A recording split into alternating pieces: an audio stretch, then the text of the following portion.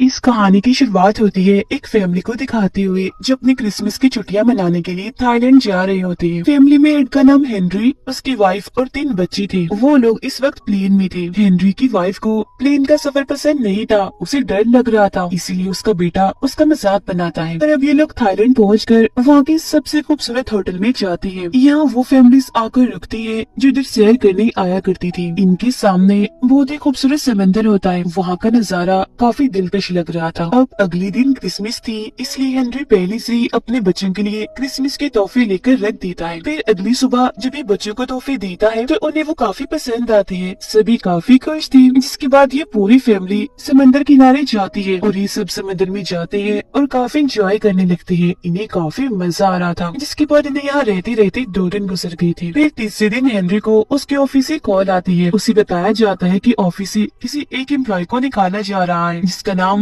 बहुत जल्द बता दिया जाएगा। ये सुनकर उसे काफी फिक्र होने लगती है। इस बारे में वो अपनी वाइफ को भी बताता है, जो सुनकर वो कहती है कि हमें वापस चलना चाहिए। जिस पर हेनरी कहता है, हम यहाँ छुट्टियाँ गुजारने आए हैं, हमारे बच्चे भी काफी खुश हैं, तो हम इस ट्रिप को बीच में छोड़ के नहीं जा सकते। ये कहती वो अपने बच्चों के साथ खेलने के लिए चला जाता है। फिर वो आसमान में देखता है कि बहुत सारे पंछी एक साथ हवा में उड़कर कहीं दूसरी तरफ जा रहे हैं। जमीन भी अचानक एकदम से कांपने लगती है, जो देख वो लोग समझ जाते हैं कि जरूर कोई गड़बड़ है और कोई बड़ी मुसीबत आने वाली है। और फिर अगले ही पल समंदर से बहुत ही बड़ी लहर आती है जो सब कुछ तबाह करती हुई तेजी से आगे बढ़ रही थी और पूरी जगह को उसने अपने लपेट में ले लिया था। साथ ही बहुत सारे लोगों को भी अपने साथ बहाकर वो ले गई थी। हर तरफ पानी ही पानी और तबाही होती नजर आ रही थी। दरअसल ये सुनामी था, इन्हीं समंदर में तूफान का आना जो अब यहाँ आ गया था और हर तरफ तबाही मचाता जा रहा था। हम हेनरी की वाइफ को देखते हैं जो एक पेड़ से लिपट कर खड़ी थी ताकि वो पानी के बहाव से आगे न बह जाए। वो अपनी फैमिली को आस पास देख रही होती है,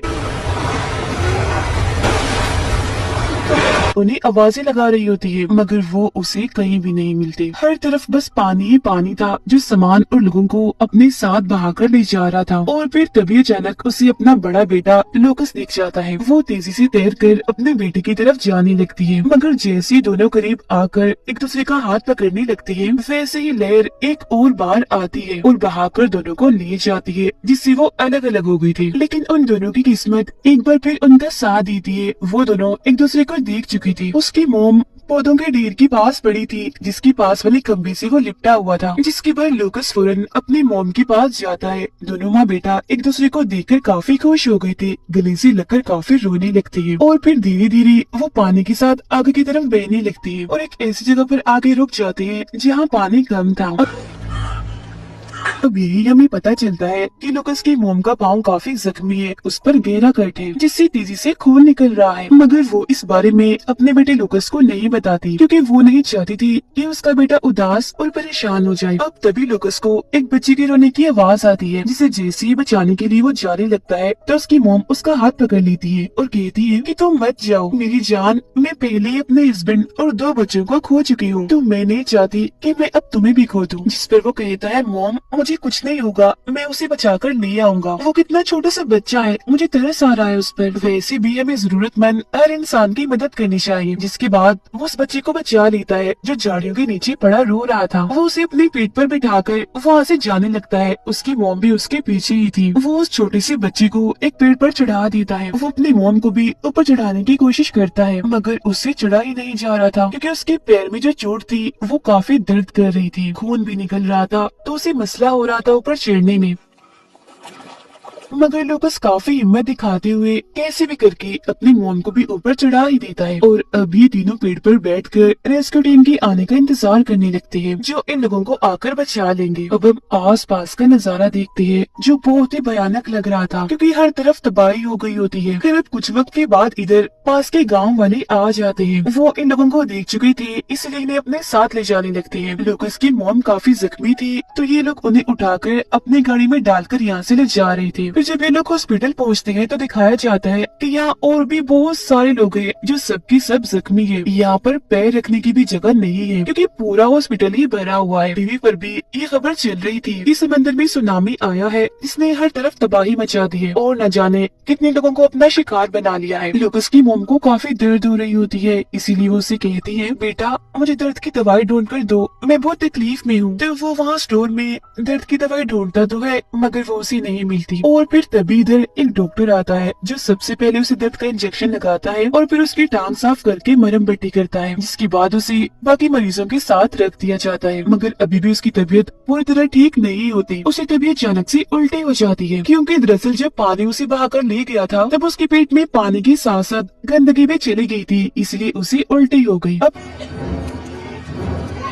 तभी इधर एक आदमी आता है जो काफी घबराया और परेशान था क्योंकि वो इधर अपने फैमिली को ढूंढ रहा था। तब लुकस की मॉम उसे कहती है, जाओ बेटा तुम्हें उनकी मदद करनी चाहिए। तब लुकस उसके पास जाता है तो वो उसे अपनी फैमिली की तस्वीर दिखाकर उनके बारे में पूछता है। यहाँ उसे एहसास होता है कि मेरे साथ साथ यहाँ पर सबकी फैमिलीज उनसे बिछड़ गई है। तो वो फैसला करता है कि यहाँ पर जितने भी लोग हैं मैं उन सबकी मदद करूंगा उनकी फैमिलीज को ढूंढने में और उन्हें दोबारा मिलवाने में। इसीलिए यहाँ पर जितने भी मरीज थे वो उन सबका नाम, पता और वो किस मुल्क से आए हैं ये एक कागज पर लिख लेता है। यहाँ पर लुकस को एक जख्मी बच्चा भी मिलता है जो बिल्कुल अकेला था। वो भी अपनी फैमिली को ढूंढ रहा था और ये बच्चा उसी आदमी का था जिसने सबसे पहले लुकस से मदद मांगी थी। उसे अपनी फैमिली की तस्वीर दिखाकर तो वो उस बच्चे को उसके डैड से मिलवा देता है। वो दोनों बाप बेटा एक दूसरे से मिलकर काफी खुश थे और गले लगकर रो रहे थे। उन बाप बेटों को ऐसे मिलता हुआ देखकर अब उसे अपने डैड की भी याद आने लगती है, जिसके बाद वो उस जगह पर जाता है जहाँ उसकी मॉम को रखा गया था। मगर यहाँ आकर वो देखता है कि उसकी मॉम इधर नहीं है बल्कि उनकी जगह बेड पर अब एक दूसरी मरीज लेटी हुई है। इस बात से वो बेचारा काफी परेशान हो जाता है, इसीलिए रोने लगता है क्योंकि एक किस्म का वो गुम ही हो गया था। उसके साथ सिर्फ उसकी मॉम ही थी जो अब यहाँ नहीं थी। उसे रोता हुआ देखकर एक नर्स उसके पास आती है। तब लुकस उन्हें बताता है कि मेरी मॉम पहले इस बेड पर थी, वो अब यहाँ पर नहीं है। जिसके बाद नर्स उसे एक दूसरे वार्ड में लेकर जाती है जहाँ और भी बहुत सारे बच्चे होते हैं और ये सब वही बच्चे थे जिनके माँ बाप मिल नहीं रहे थे। नर्स लुकस से पूछती है, क्या तुम अपने किसी रिश्तेदार का नाम और नंबर जानते हो जिनसे हम राब्ता करके उन्हें यहाँ बुला सके और वो तुम्हें यहाँ से ले जाए। जो सुनकर लुकस मासूमियत से जवाब देता है कि हाँ मैं अपने दादाजी का नाम तो जानता हूँ मगर मैं उनका नंबर भूल गया हूँ। जो सुनकर नर्स उसके शर्ट पर एक स्टिकर लगाकर चली जाती है जिस पर एक नंबर था। यहाँ बाकी बच्चों के कपड़ों पर भी इस तरह के स्टिकर लगाए गए थे जिन पर अलग अलग नंबर लिखे हुए थे। लुकस यहाँ पर काफी परेशान नजर आ रहा था, इसीलिए वो रोने लगता है क्योंकि उसे लग रहा था कि मेरी मॉम जरूर मर गई है, जब भी तो वो मुझे यहाँ मिल नहीं रही, शायद उन्हें दफना दिया होगा। अब हम उस होटल का सीन देखते हैं जहाँ लुकस के डैड हेनरी अपनी फैमिली के साथ रुके थे। यहाँ बहुत ही तबाहकुन हाल दिखाया जाता है, सब कुछ तबाह बर्बाद होकर वहाँ पड़ा हुआ था। यही हम पे लुकस के डैड को भी देखते हैं जो मरे नहीं थे बल्कि अभी जिंदा थे।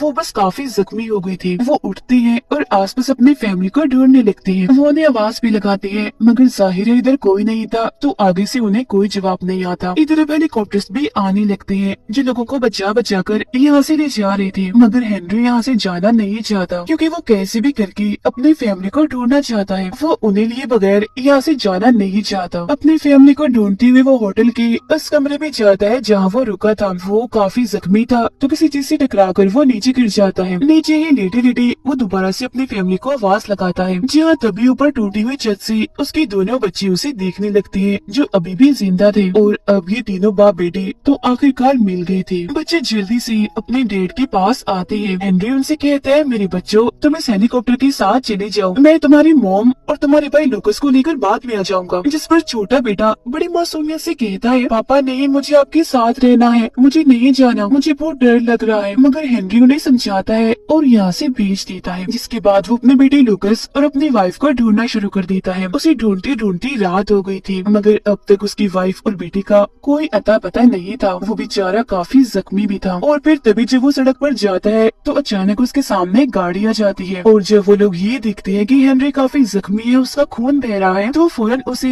एक कैंप में में ले जाती है जहाँ जख्मी लोगों का इलाज किया जा रहा था। यहाँ उसे एक आदमी मिलता है जो मायूस होकर वहाँ बैठा हुआ था क्योंकि उसकी फैमिली भी खो चुकी थी। वो बताता है कि मेरी पूरी फैमिली उस समंदर पर गई थी जबकि मैं होटल में था और जब सुनामी आया तो उसके बाद वो मुझे नहीं मिले। तब यहाँ हेनरी भी बताता है कि मेरी वाइफ और बेटा भी लापता है, मैं भी उन्हें ही ढूंढ रहा हूँ मगर मैं ये नहीं जानता कि वो जिंदा भी है या नहीं। यहाँ पर दरअसल सारे लोग वही थे जिनकी फैमिलीज उनसे अलग हो गई थी और सुनामी भी क्योंकि काफी खतरनाक थी तो किसी को भी ये पता नहीं था कि उनकी फैमिली के लोग जिंदा भी है या नहीं। बेचारे वहाँ मुंह लटकाए उदास बैठे अपनी अपनी फैमिलीज को याद कर रही थी। उनके चेहरे से दर्द साफ नजर आ रहा था।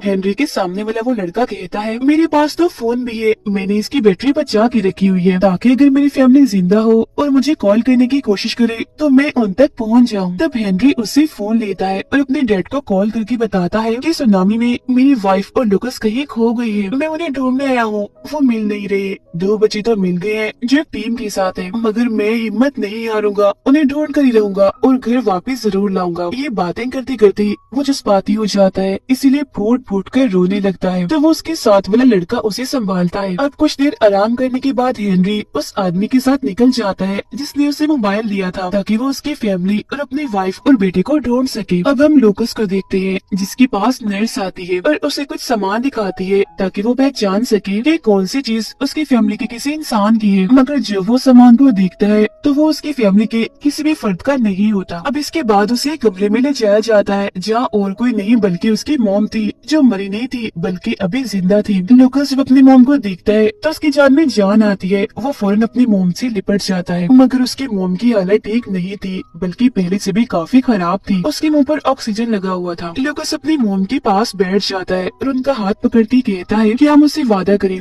कि आप मुझे कभी अकेला छोड़ के नहीं जाएंगे। और अब लूकस को बताया जाता है कि असल में तुम्हारी मॉम को सर्जरी की जरूरत थी, इसीलिए हम इन्हें वहाँ से निकाल कर यहाँ ले आए मगर गलती से रिपोर्ट तब्दील हो गई, इसीलिए हम तुम्हारे मॉम के बारे में तुम्हें कुछ नहीं बता पाए और अब तुम्हारी मॉम को एक सर्जरी की जरूरत है जिसके बाद वो शायद बिल्कुल ठीक हो जाए। उधर हेनरी और उसके साथ वाला आदमी लगातार अपनी अपनी फैमिलीज को ढूंढ रहे होते हैं। ये एक एक करके हर हॉस्पिटल हर कैंप में जाते हैं जहाँ लोगों को रखा गया था मगर कहीं भी इन्हें अपनी अपनी फैमिलीज नहीं मिलती। और अब हेनरी उस हॉस्पिटल में पहुंच ही जाता है जहाँ उसकी वाइफ और उसका बेटा लूकस है। लूकस की मॉम उसे कहती है कि बेटा जाओ और मेरे लिए पानी लेकर आओ, मुझे बहुत प्यास लग रही है। तब वो अपनी मॉम के लिए पानी लेने बाहर जाने लगता है जहाँ उसकी डैड भी है। अब ये दोनों एक दूसरे के आस पास ही थे मगर बदकिस्मती से देख ही नहीं पाते। जिसके बाद हेनरी उस जगह पर भी आता है जहाँ उसकी वाइफ है मगर क्योंकि वो पर्दे के पीछे थी इसलिए उसे देख ही नहीं पाता। अब उन्हें लगता है कि मेरी फैमिली इधर नहीं है, इसीलिए वो हॉस्पिटल से बाहर निकलने लगते हैं। और फिर तभी लूकस जो ऊपर खड़ा पानी ले रहा था अपने डैड को पीछे से देखकर पहचान लेता है। उन्हें देखकर वो फौरन भागने लगता है उनके पास जाने के लिए मगर तब तक उसके डैड भीड़ में कहीं खो जाते हैं। दरअसल यहाँ लोगों का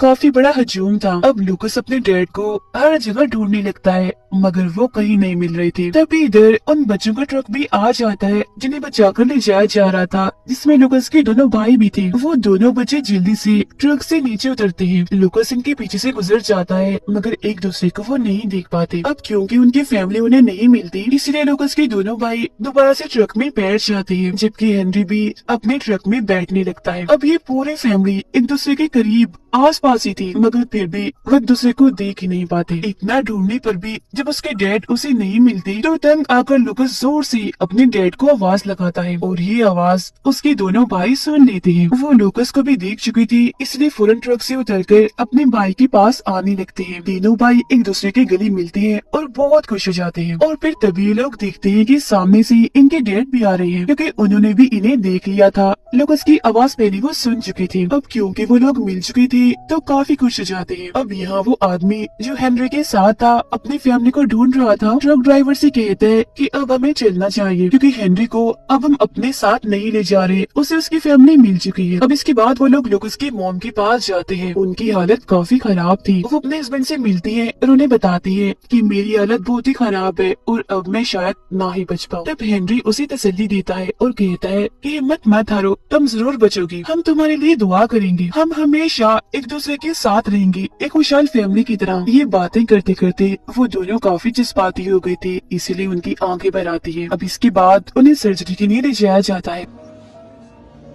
वहाँ एक और औरत भी थी जिसकी अभी अभी सर्जरी हुई थी। वो उनसे कहती है कि मैं अब बिल्कुल ठीक हूँ, मैंने अपनी पूरी ताकत का एक आखिरी बार इस्तेमाल करना है ताकि मैं अपनी फैमिली को ढूंढ सकूं, और आप भी हिम्मत मत हारना, सर्जरी ठीक से हो जाएगी। जिसके कुछ ही देर के बाद लुकस की मोम की सर्जरी शुरू हो जाती है, जिस दौरान उन्हें वो वक्त अब भी याद आ रहा होता है जब सुनामी आया था। वो सोच रही थी कि इतनी तबाही आ गई और हम कुछ भी नहीं कर सके, क्योंकि ये सच है कि इंसान कुदरत की आगे बहुत ही कमजोर और बेबस है। यहाँ एक तरफ इनकी सर्जरी हो रही थी तो उधर बाहर उनकी फैमिली उनके लिए दुआ कर रही थी। फिर पूरी रात ऐसे बीत जाती है और फिर अगली सुबह हेनरी अपने बच्चों के पास आकर बताता है कि तुम्हारी मोम की सर्जरी कामयाब रही, वो अब पूरी तरह से ठीक है, अब हम बहुत जल्द अपने घर पहुँच जाएंगे। अब अगली सुबह एक आदमी यहाँ आता है जिस पूरी फैमिली को अपने साथ ले जाने आया था। वो लोग अब प्लेन में बैठ जाते हैं, जहाँ तभी लुकस अपनी मोम के पास जाता है और कहता है, मेरी प्यारी मोम, मैं हमेशा आपके साथ रहूंगा जैसे आप मेरे साथ हैं। हम लोग कभी भी एक दूसरे से अलग नहीं होंगे। और हाँ, याद है आपको वो बच्चा जिसको हमने सबसे पहले बचाया था, उसे भी अब उसकी फैमिली मिल चुकी है। ये सुनकर उसकी मोम कहती है, मेरा बेटा बहुत अच्छा और बहादुर है, मुझे तुम पर गर्व है और मुझे यकीन नहीं आ रहा कि हम सब मिल गए हैं। ये कहकर वो लुकस को गले से लगा लेती है और जज्बाती होकर रोने लगती है। फिर वो प्लेन से बाहर का बुरा हाल देखती है, क्योंकि हर तरफ तबाही मची हुई थी, सब कुछ तहस नहस हो गया था। यहाँ हेनरी उस आदमी के लिए भी दुआ कर रहा होता है कि उसे उसकी फैमिली मिल जाए, जिसने हेनरी की फैमिली को ढूंढने में उसकी मदद की थी और उसे अपना मोबाइल भी दिया था, क्योंकि अभी तक उस बेचारी को उसकी फैमिली नहीं मिली थी, वो लापता थी। अब जैसे इस पूरी फैमिली की हिम्मत ने, इनकी अच्छाई ने और एक दूसरे के लिए प्यार ने इन्हें मिला दिया, वैसे ये लोग चाह रहे थे कि सबको उनकी फैमिली मिल जाए, क्योंकि हर कोई अपनी फैमिली से प्यार करता है और किसी भी कीमत पर उन्हें खोना नहीं चाहता। जिससे हम समझ पाते हैं कि फैमिली आपके लिए कितनी जरूरी होती है। उनके बगैर आपका कोई वजूद नहीं होता, फैमिली के बगैर आपकी कोई अहमियत नहीं होती, और साथ ही आपके अंदर अच्छाई और अपनापन भी होना चाहिए। दूसरों के लिए आपको हर वक्त खड़े रहना चाहिए, और ये सारी सीख हमें इस कहानी से मिली। ये एक सच्ची कहानी है जिसका हादसा 2004 में हुआ था। दरअसल जिल्जिला और सुनामी आया था जिसमें तकरीबन 3 लाख लोग मारे गए थे। ये दुनिया की इतनी बड़ी तबाही थी कि इंसान इसे समझ गए थे कि इंसान चाहे कितना भी बड़ा और ताकतवर क्यों न बन जाए, कुदरत के सामने वो छोटा और कमजोर ही है। इसीलिए कुदरत के साथ छेड़छाड़ नहीं करनी चाहिए, इसके बारे में कभी सोचना भी नहीं चाहिए, मतलब अपने हिसाब से उसे बदलना नहीं चाहिए। गॉड ने सब कुछ जैसा बनाया, हमें उसे वैसे ही कबूल करके उसके साथ रहना चाहिए, क्योंकि अगर हम कुदरत के साथ छेड़छाड़ करेंगे और गॉड की दी हुई चीजों को ऐसे कबूल नहीं करेंगे, ना शुक्रिया करेंगे, तो इसके अंजाम बहुत ही बुरे होंगे। और इसी के साथ ये कहानी इधर ही खत्म हो जाती है।